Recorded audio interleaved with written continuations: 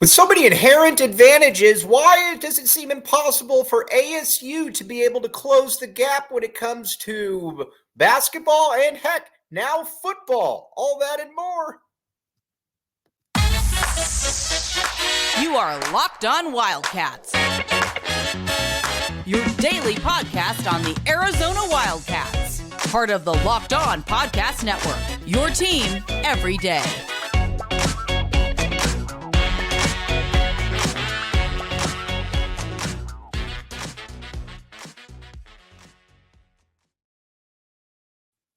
Thanks for keeping it locked on Wildcats. This show is brought to you by FanDuel. Check it out, FanDuel. All right, now we're going to make fun of ASU a lot on this show because there's a lot to make fun of ASU about.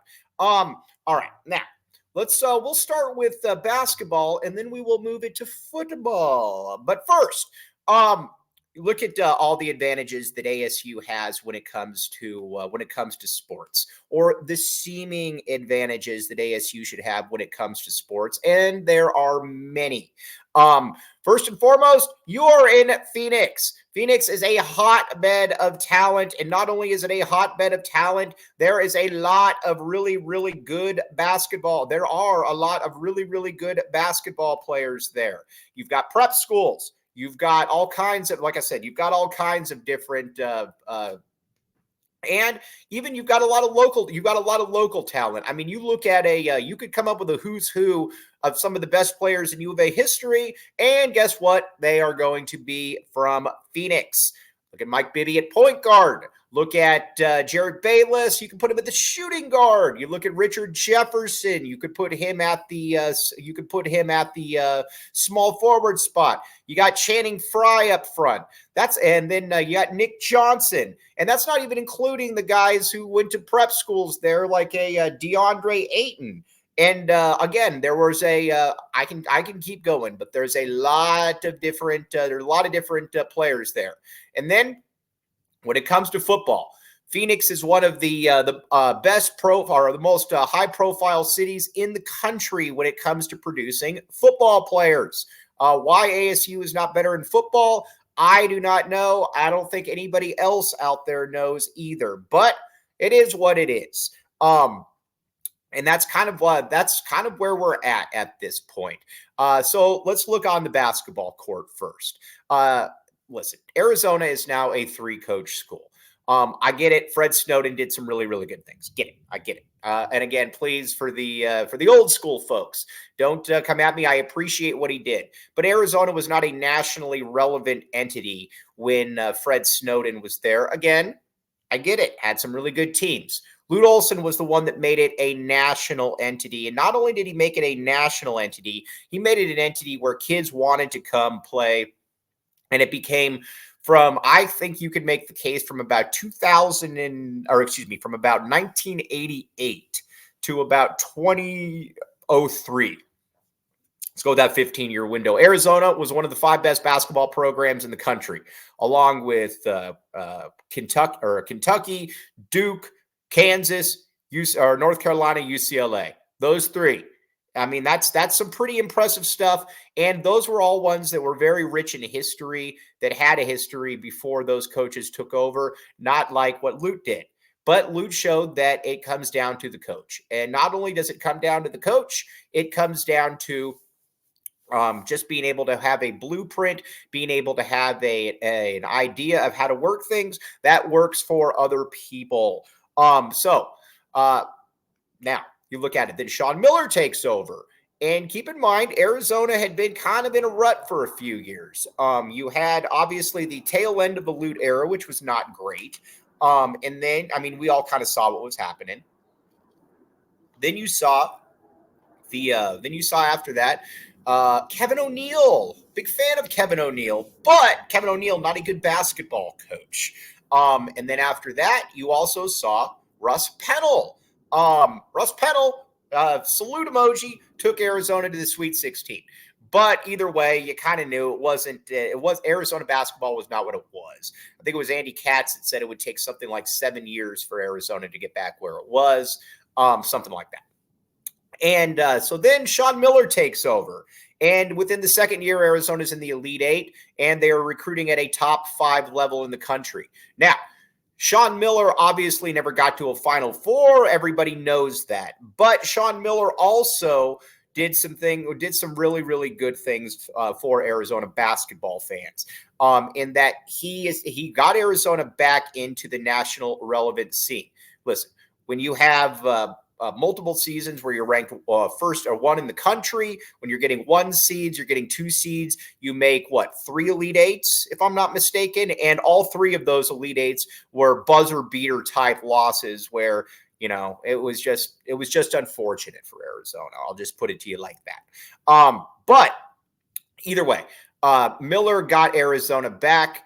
And again, kind of like Lute, he tailed off there at the end. But he also made it an attractive place for somebody like Tommy Lloyd to come to. Now, keep in mind, Tommy Lloyd was named the coach in waiting at Gonzaga. Tommy Lloyd could have, and that's the job that Tommy Lloyd has always wanted by all accounts. But Arizona was too good of a basketball program to be able to pass up. Why was it too good of a basketball program to be able to pass up? Because, very simple, because it was a school that has shown that through multiple coaches, you can win a national championship. And not only a national championship, you can also win at the very highest of levels. I think that we're kind of at the stage now that that Arizona is Arizona is more than a coach school. And not only is it a coach school, it's a school where that, like I said, you can win at. It's not like a Georgetown. It's not a Maryland. It's not a UNLV. It's not any of those. It's a school that that, like I said, you can win at. And that is where Arizona's at. It all comes down to the coach. Our good friend John Schuster Anthony Chimino, John Schuster as well, always says that it comes down to the coach. He is right. It does always come down to the coach. And Arizona has had 3 coaches whether with Lute, who was able to marry everything, evaluation, coaching, X's and O's. Sean Miller, not probably the greatest X's and O's coach, but certainly a great recruiter. And then you got Tommy Lloyd that I think is a combination of both, although he's still certainly learning some things, along the way, but that's okay. But like I said, it all comes down to the coach, and they've all had a vision for keeping Arizona as a top 5 to 10 national basketball program. Now, that is something that ASU has lacked. And not only has ASU has lacked that one in a big way. And why is that? Why haven't they been able to break through? We're going to discuss that next. But first, FanDuel. Check it out. FanDuel. New customers. You can put down $200 and if you win $5 if you win a $5 bet, guess what? You can get a $200 bet with FanDuel. Check it out. FanDuel.com/lockedon. Again, football's over, but basketball is here, and basketball is squarely in the middle of where everybody wants to be. And again, that is a good thing. And check it out, FanDuel. Like I said, there's nothing more enjoyable than betting on a game where you've got a little bit of skin in the game. And especially if that's your team playing. So again, check it out. FanDuel.com/lockedon. You will thank me later because, again, it is fun.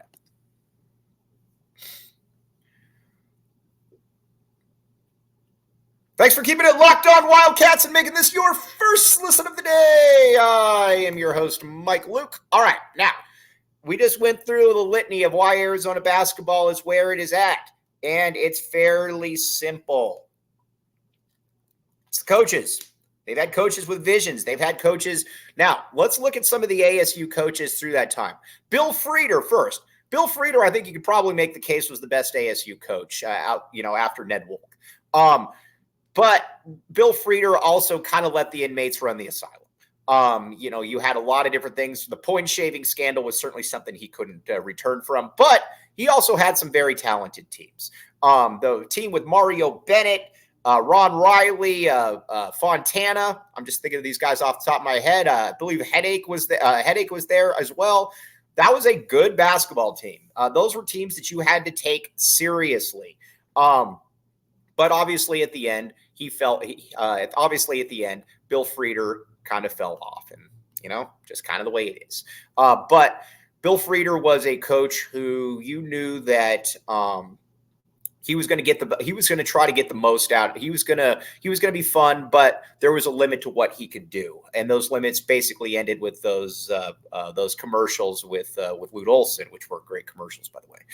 Then after that, Rob Evans comes in.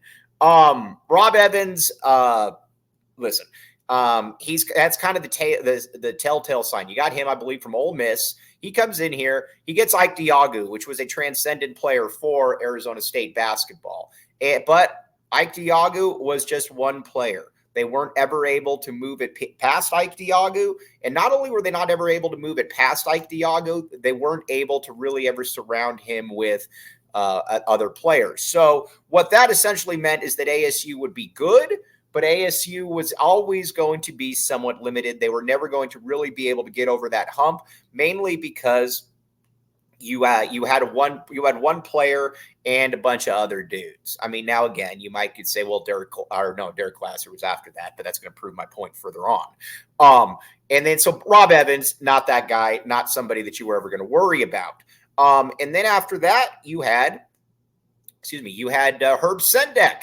Herb Sendek was an interesting one because, again, got that one player. He got the James Harden. Now, obviously he hired his high school coach to get it. I don't begrudge him for that because you got to do what you got to do. But Herb Sendek obviously was also a very limited coach. Those teams, you could maybe get into the NCAA tournament every fourth year, but they were never going to go anywhere. I think Herb Sendek has definitely found his speed at Santa Clara, though. I think he's done a very nice job at Santa Clara. But again, nobody's ever going to be worried about Herb Sendek. When Herb Sendek left, I don't think that anybody in the Pac-12 was worried that Herb Sendek was not going to be, or was happy that Herb Sendek wasn't going to be anymore, just because Herb Sendek was limited. He was bland. He was kind of maybe a slightly lesser version of Tad Boyle, kind of in that same realm, kind of in that same vein. Just not a great coach, not somebody that anybody's really going to take notice of or fear, for lack of a better term. Then after that, you've got a coach like Bobby Hurley.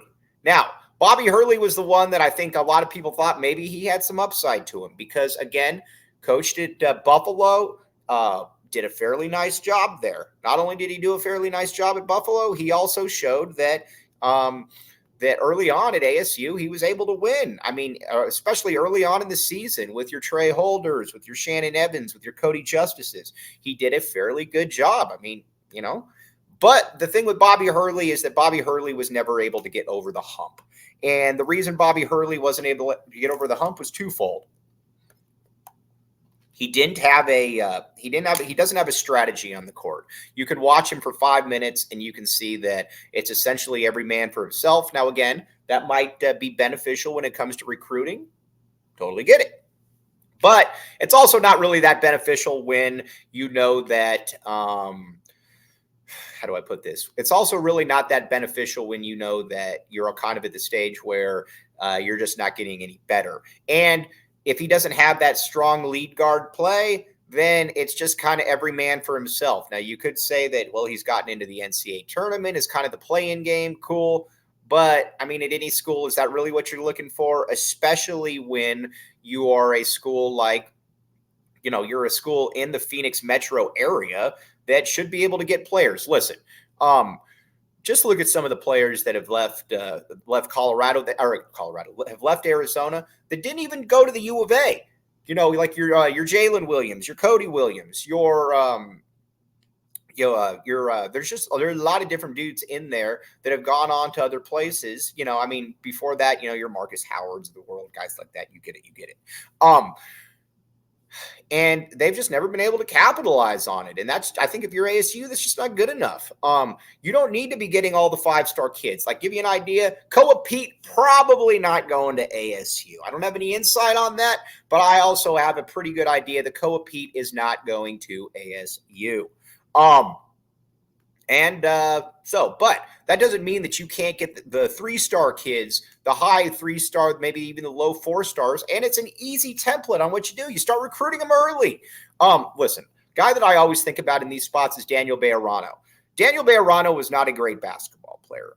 Daniel Bejarano was obviously he was highly rated initially coming out of Phoenix, came to U of A, wasn't good enough, probably found his niche at Colorado State.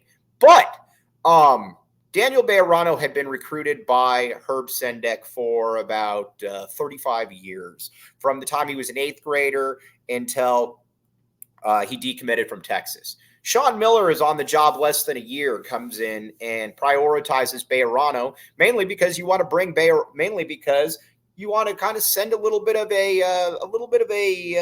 zinger, for lack of a better term, at some of the ASU guys and just say, listen, I run this state. Daniel Bejarano was committed to the U of A within 48 hours. That if you're ASU, that can't happen. You've got to be able to have kind of that transcendent guy. And again, when it comes down to the coach. And ASU has just not been able to get that. I'll give you an idea. I don't know that I have no clue if he would even take the job or not, but Eric Musselman has supposedly reached out to ASU. Now, granted, there wouldn't be a long shelf life for Eric Musselman at ASU because Eric Musselman pisses off everybody and he pisses them off early. But Eric Musselman at ASU is all kinds of fun because he would, first of all, he would recruit like a you-know-what. Not only would he recruit like that, he would also bring in players that ASU has not been able to get in a long time. Now, again, he'd only be there 4 or 5 years, but I'll tell you this. From an Arizona fan perspective, you would have a very, very good understanding that, Eric Musselman, as long as he's at ASU, he's going to be somebody that you're going to have to deal with. And again, just kind of the way it is. That's where ASU should be going for. ASU should be going for coaches like that can really kind of break that mold and really kind of get people to be like, oh, man, Eric Musselman's at ASU right now? Oh, interesting. That's where it is, though. You've got to be able, if you're ASU, you should be able to at least find somebody like that. But a big problem, too, with ASU is something that we haven't reported to this point, but we are going to report that here in a second. But first, we are going to talk about game time. All right, now let's say you're looking at the U of A, and you're like, man, I can't get these last second tickets. Where can I get last second tickets? Thanks for asking. Gametime. New users, download the Gametime app. Use code LOCKEDON for $20 off. All users use promo code Vegas100 to get a $100 purchase off your ticket to the next big game. Again, if you're going to an ASU game, you probably won't need to use Gametime because you can get in there free. But if you were going to, say, a University of Arizona basketball game, you're probably going to have to use Gametime because those tickets go quick. But not only is Gametime what you want to use for tickets, it's also the place where you know that your money, you can go to concerts, you can do all kinds of different things. So again, check it out. Gametime. Like I said, I always say this: you will thank me later when it comes to Gametime. So again, Gametime. Check it out.